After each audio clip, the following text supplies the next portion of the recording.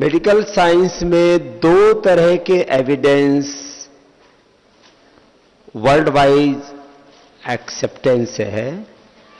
एक clinical control trial based evidence, दूसरा अभी जो हम लोग यहां पर जो प्रेजेंटेशन दे रहे ये फैक्ट बेस्ड साइंटिफिक एविडेंस, जिसमें हम पेशेंट के प्री और पोस्ट रिपोर्ट्स रखते हैं। इसको साइंटिफिक डॉक्यूमेंटेशन हम कह सकते हैं।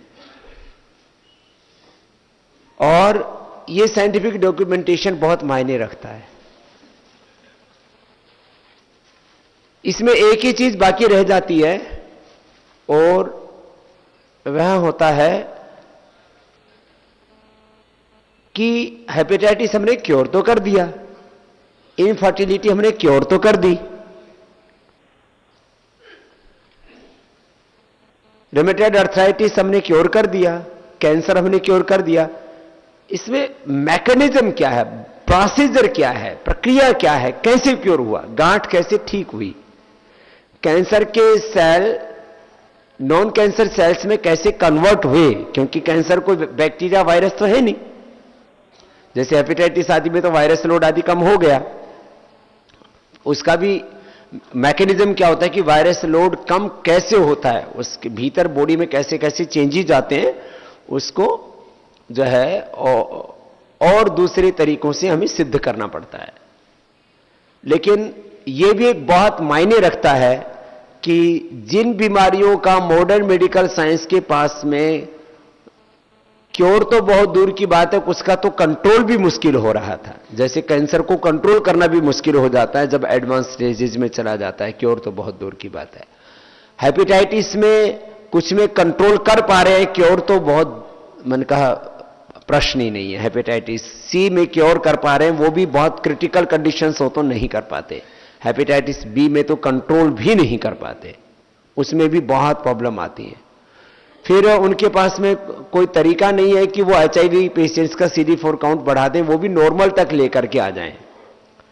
तो जो है ये 400 से ऊपर तक पहुंचा दें। तो ये सारी प्रक्रिया अभी आगे और ज्यादा इसके ऊपर साइंटिफिक रिसर्च का काम हम कर रहे हैं।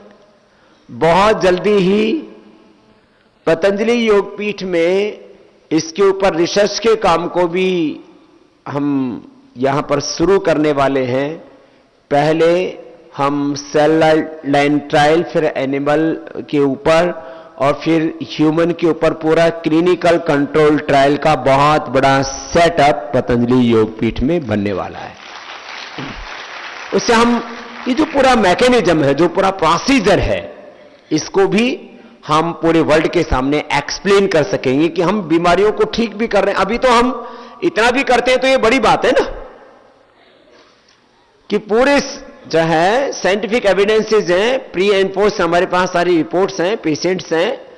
ये तो एक भी पेशेंट नहीं था पूरे वर्ल्ड में, एक भी पेशेंट का एलोपैथी की दवाओं से हेपेटाइटिस बी क्योर नहीं हुआ। पूरे वर्ल्ड में एक भी पेशेंट का BP क्योर नहीं हुआ एलोपैथी की दवाओं से। पूरे वर्ल्ड में एक भी पेशेंट का विदाउट सर्जरी कोलेटरल आर्टरी तैयार नहीं हुई, आर्टरीज ओपन नहीं हुई। पूरे वर्ल्ड में एलोपैथी की दवाओं से एक भी पेशेंट का हेपेटाइटिस नेगेटिव नहीं हुआ। पूरे वर्ल्ड में एक भी पेशेंट का लाखों करोड़ रुपए की, करीब 50 लाख करोड़ रुपए से ज्यादा की दवाइयां और फीड सप्लीमेंट्स, विटामिन के नाम पर जो बेचा जाता है, कुल मिलाकर के 100 लाख करोड़ रुपए की वो लोग दवाइयां बेचते हैं। लेकिन एक भी पेशेंट थायराइड का क्योर नहीं हुआ, एक भी पेशेंट सोराइसिस का क्योर नहीं हुआ। ऐसी फिलिपियन ट्यूब एक की भी खुली नहीं, जिसका 0 पॉइंट स्पर्म था उसको जो है नॉर्मल स्पर्म काउंट आ गया और बच्चे औलाद पैदा होगी हो, ऐसा एक भी केस नहीं है पूरे वर्ल्ड में। और हमारे पास में इसके हजारों पेशेंट्स के साइंटिफिक डेटाज है, ये बहुत बड़ी बात है। तो एक बस क्लिनिकल कंट्रोल ट्रायल वाला काम बच गया है, उसको भी कुछ चीजों पर कुछ लोगों ने कर लिया है, जैसे अपनी मुक्तावटी के ऊपर ही क्लिनिकल कंट्रोल ट्रायल कर लिया है लोगों ने अपने आप ही, एनिमल ट्रायल कर लिया है और उसमें पूरी सफल है। तो ऐसे ही कुछ साइंटिफिक एविडेंसेस के साथ बहुत से वैद्य काम कर रहे हैं, उनसे भी हम पूछेंगे। जो साइंटिफिक एविडेंस उपलब्ध है अपने पास, उन्हीं के ऊपर बात कर रहे हैं। इसमें हमारे बहुत ही वरिष्ठ, बहुत ही निष्ठावान, बहुत ही कर्मठ वैद्य हमारे सुभाष नायक जी, तो वो आज अभी इस सत्र में अपनी रिपोर्ट प्रस्तुत करेंगे और आपको उस बारे में एक्सप्लेन भी करेंगे कि किस तरह से हम एक बहुत ही क्रिटिकल डिजीज को कंट्रोल ही नहीं क्योर कर सकते हैं। वैद्य सुभाष जी का भी सबकी ओर से बहुत बहुत अभिनंदन। परम पूज्य गुरुदेव स्वामी जी के चरण में सत सत नमन। कुछ चुनिंदा रिपोर्ट आपके सामने रखूंगा कि कैसे अपने परम पूज्य स्वामी जी आचार्य जी के निर्देशन में जो दुनिया के सारे चिकित्सक मना करते हैं ये सारी बीमारी नहीं ठीक सकता, ऐसा लाइलाज है, ये बोलते हैं हम किसी आसानी से कैसे केवल उनके आशीर्वाद से मार्गदर्शन कैसे ठीक करते हैं। तो इसी संदर्भ से पहले मैं सबसे मुख्य ऑर्गन अपने शरीर के हृदय है, तो किसी भी कारण हृदय बंद होता है, मॉडर्न साइंस बोले रीजनरेशन कभी नहीं होता है, ठीक है। लेकिन परम पूज्य स्वामी जी जितने भी केस आते हैं अपने यहाँ लगभग सभी को हमने लाभ देते हैं योग के माध्यम से और आयुर्वेदिक माध्यम से। तो इसमें से पहले केस अजय सिंह जी हैं, ये दिल्ली से। ये सारे केस किसी न किसी मायोकार्डिटिस के हृदय में संक्रमण के कारण या डायलेटेड मायोकार्डियोलॉजी कि हृदय के फैलाव के कारण किसी कारण संक्रमण से कि मैं हार्ट अटैक की वजह से इस समय के हार्ट मसल्स को नुकसान पहुंच के अपना इजेक्शन फ्रैक्शन कम हो जाता है। तो ये 3 केसेस हैं डायलेटेड कार्डियोमेगाली की। तो अजय सिंह साहब यहाँ अपने पास आए थे, बिल्कुल चल भी नहीं पाते थे, उनका इजेक्शन फ्रैक्शन 18 से 20 तक था। तो वो निराश भाव से आए थे, भाई ये तो ठीक हो नहीं सकता, आपके नाम सुने हैं संस्था के, तो यहाँ से कुछ हो सकता है।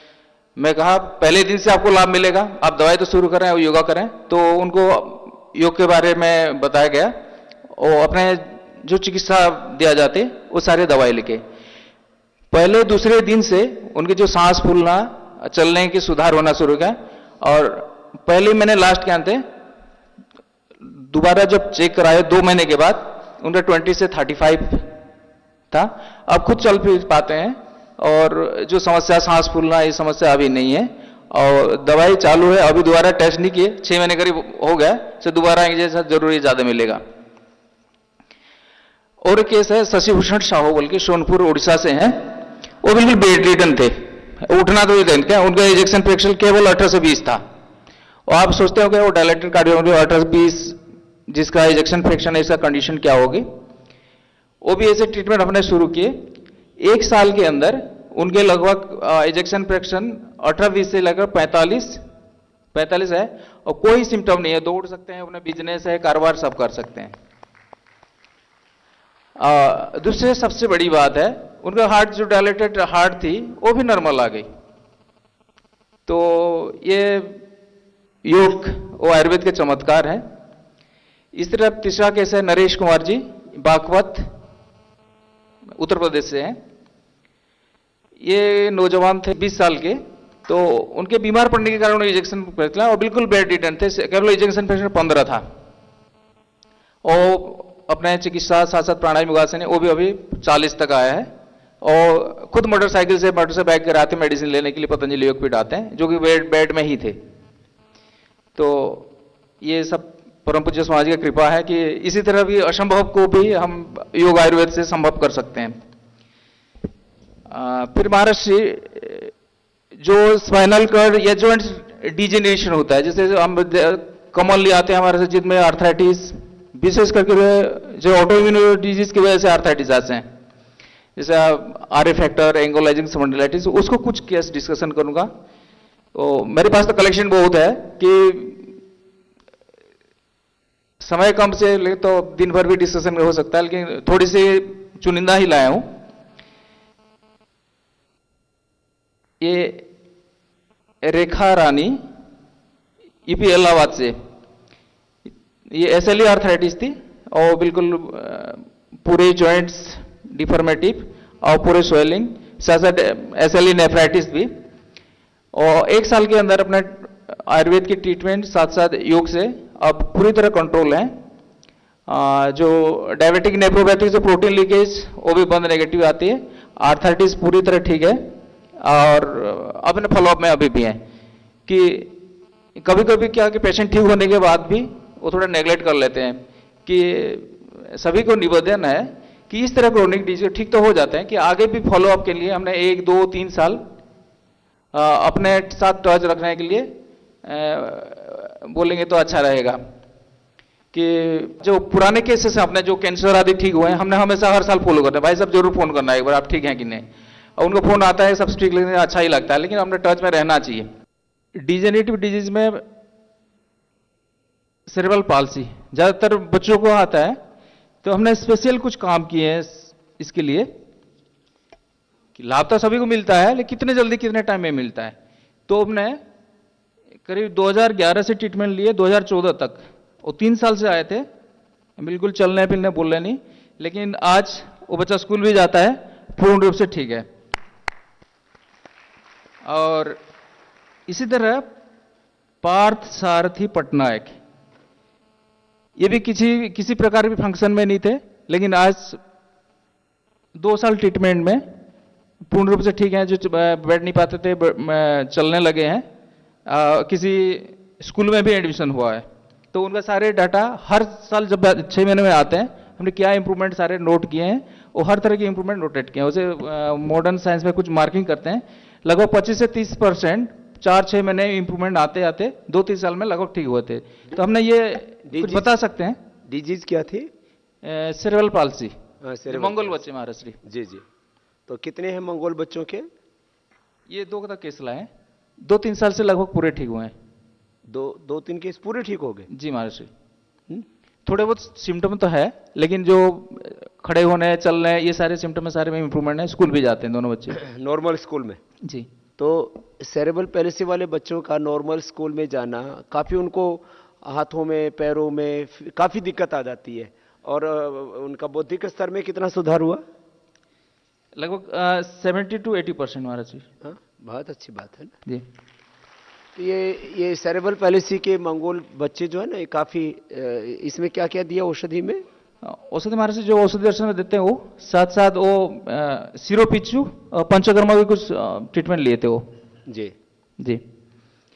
इनका पूरा ट्रीटमेंट का, और उसमें वेबसाइट के ऊपर डाल देंगे, तो आप लोग और इसको देख लेना, क्योंकि सेरेब्रल पैलिसी के बहुत बच्चे हैं जी।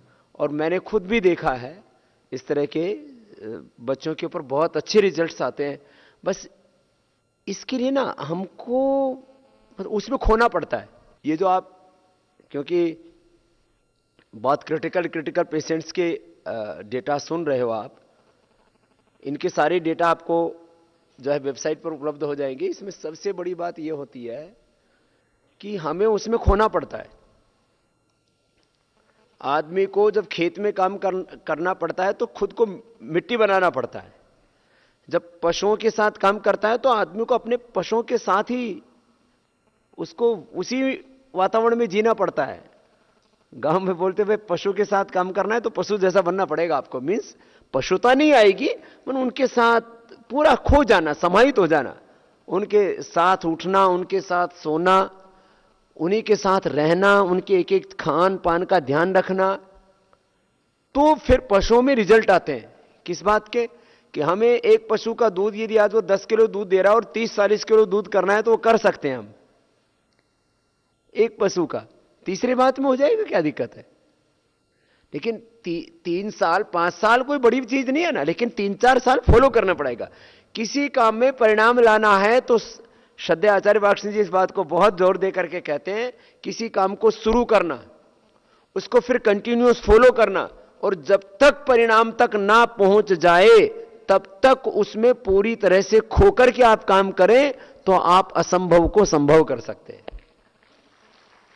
ये 1-2 दिन की बात नहीं होती है ये, और इसमें लापरवाही बिल्कुल नहीं चाहिए।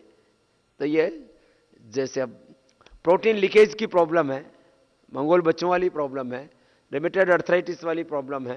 कैंसर के कितने पेशेंट हो चुके हैं? हमारे से कई हजार होंगे। तो उनके जिनके क्योर हो चुके हैं उनके सबके डेटाज भी अलग अलग डिफरेंट कैंसर से, ब्लड कैंसर है, ब्रेस्ट कैंसर है, ओवेरियन कैंसर है, इस सबके डेटाज भी इकट्ठे रखे हुए ना यहाँ तो अभी? कुछ तो है, कुछ प्रोसेस में है जी। हाँ जो बार में जो फॉलो में आते फिर दोबारा करते हैं फाइनल तक आने तक। जी। कुछ केसेस MDS माइलोडिस्प्लास्टिक सिंड्रोम ये है, जिसमें कि जो ब्लड बनता ही नहीं। तो एप्लास्टिक में एनीमिया अलग होता है, माइलोडिस्प्लास्टिक सिंड्रोम अलग होता है, कि जो बोन मैरो ही फेल इसको मानते हैं। तो इसमें मॉडर्न साइंस में केवल केमोथेरापी या बोन ट्रांसप्लांट ये रहता है चिकित्सा में। लेकिन हमारे पास है विनय कुमार काडिया जी आए थे, ये 22 साल की, हीमोग्लोबिन 4-5 थी, प्लेटलेट्स 15 हमें से चढ़ाना पड़ता था, उसके साथ साथ एसोसिएटेड फीवर, खांसी, सर्दी सब थी। अपना ट्रीटमेंट साथ साथ योगा शुरू के पहले महीने से शुरू हुआ। आज के दिन में कोई ब्लड ट्रांसफ्यूजन की जरूरत नहीं पड़ती। ये झुंझुनू राजस्थान के हैं और पूर्ण रूप से ठीक है, हर दूसरे तीसरे मेडिसिन से आते हैं। कितना था पहले हीमोग्लोबिन इनका? Myelodysplastic syndrome. कितना हीमोग्लोबिन था इनका? हीमोग्लोबिन 4 था। और बनना ही बंद हो गया था? बनना ही बंद हुआ था महाराज जी। तो पहले रेकमेंड किए थे, वो कोई 25-30 लाख खर्च करते, बने पैसे वाले थे वो, 25-30 लाख खर्च कर चुके थे।